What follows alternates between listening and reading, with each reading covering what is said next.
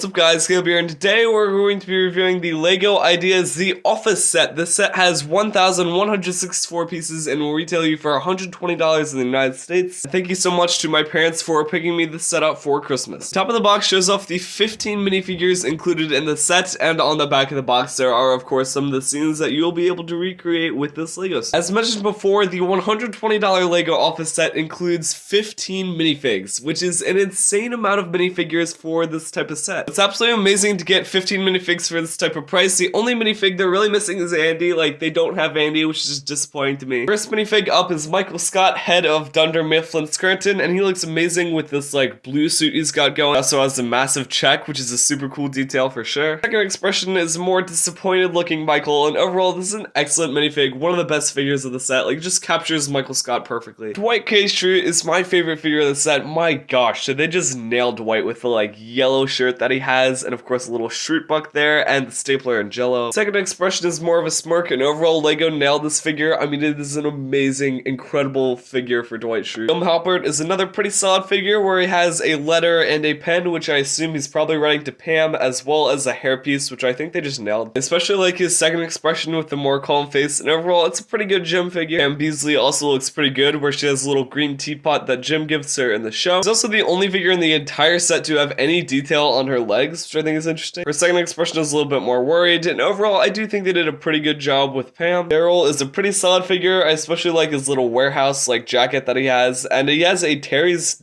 Diner menu. I'm not really sure what that is. He also doesn't have a second expression, which is a little bit disappointing, so overall Daryl is just okay. Evan is honestly one of my favorite figures, where he has a little bald cap and the big smile and kind of the fatter like chest, and of course the pot full of chili, and of course you can spill the chili just like in the show. Honestly, amazing figure. Oscar is another just okay figure where he has a calculator. I don't really remember that from the show. Maybe I'm missing something. He doesn't have a second expression either, but I do really like his purple jacket. Well, it definitely looks like Oscar. I'm disappointed how it doesn't have a second face and what exactly the calculator is doing there. Angela figure looks amazing with a really stern face and the little kitty badge on top of her jacket. She has a really big, like, dorky looking smile on her second expression, but the baby Jazz poster is just so cool. The only thing I wish she had was short legs, because she's shorter than everybody in the show, and she has like tall legs, so I don't know. I think they did a really good job with the Phyllis figure. I like how she's kind of knitting the mitten for Michael for the Christmas thing. The second expression is a little bit more relaxed, and overall they did an amazing job with the Phyllis figure. Like, it really looks a lot like Phyllis from the show. Stanley Hudson is another one of my favorite figures with his pretzel and of course the crossword puzzle. Like, that's just so cool. Second expression looks even more annoyed, and overall they just nailed the Stanley figure. Like, it looks just like him from the show. Ryan is a simple yet effective figure where they like nailed his hairpiece and his expression and the tie and of course the phone that he has. He also has a beard from the later seasons of the show, and overall he just like looks incredible, and they just nailed him. It's simple yet effective. Kelly is another simple yet effective figure where she has the Happy B-Day Kelly with the Kelly spelled wrong on the cake. Her second expression is a bigger smile, and overall I do think they did a really good job with the Kelly figure. Like, it looks a lot like Kelly from the show. Toby figure is absolutely incredible. He does have a camera, which I'm pretty sure he does have in the show, and his face print is just like so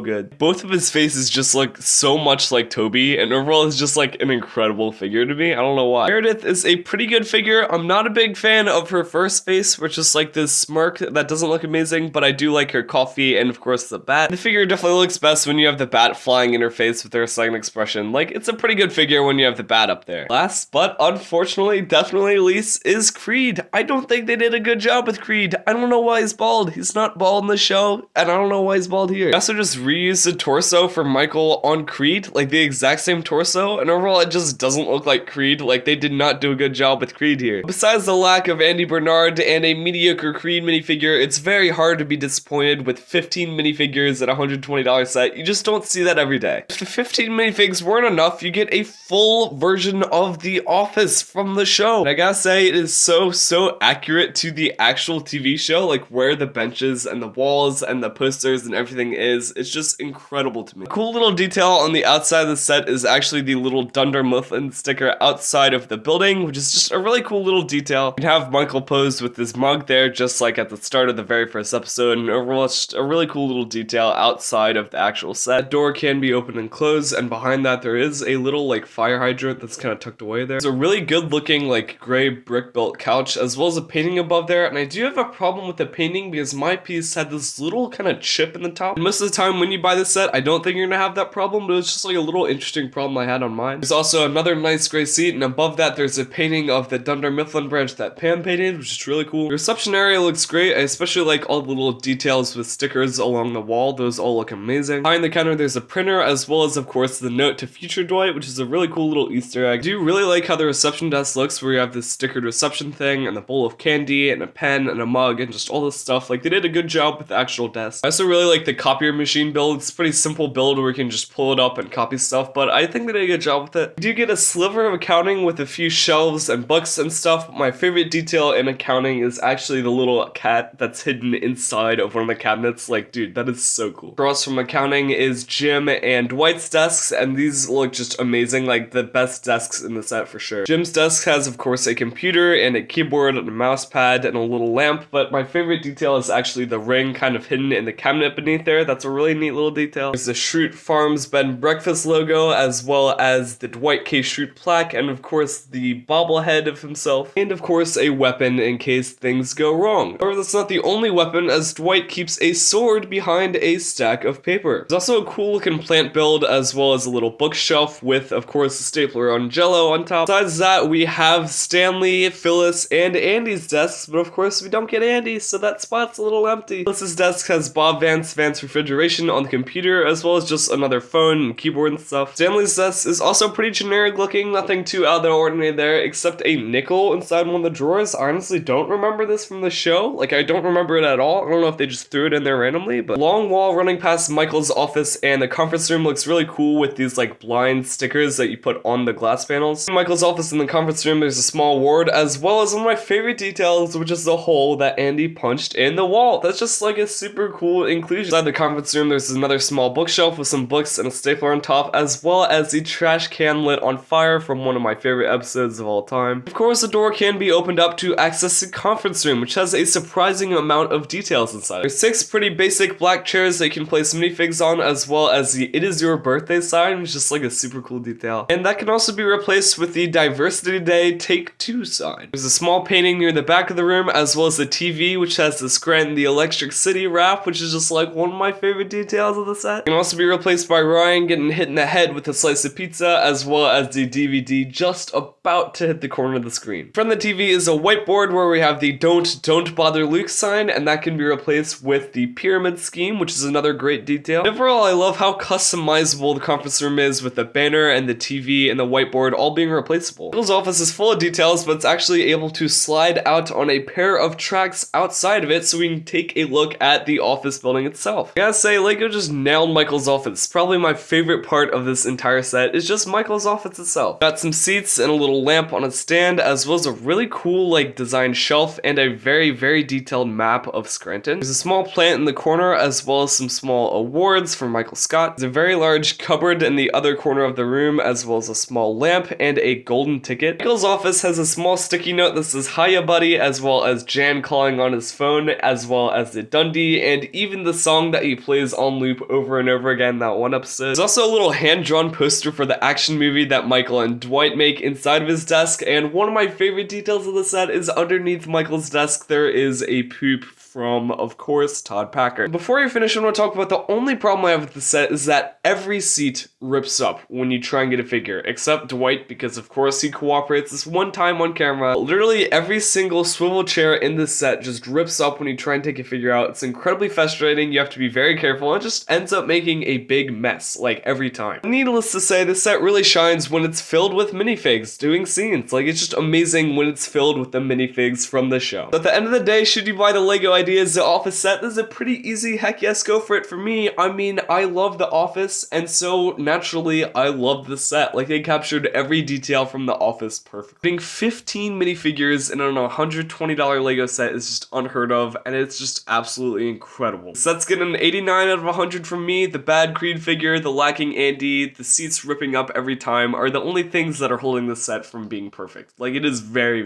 good. So do yourself a favor, and if you're into The Office, go ahead and pick this set up. You will not regret it. Thank you guys for watching this review, and thanks for watching my first video of 2023. Let's go. We have an absolutely massive, exciting project dropping in the next couple days, so stay tuned for that. This is Seabrook Productions. Sign off for now. Make sure to like and subscribe if you'd like to stay up to date with my latest content, and I'll see you guys later. Peace.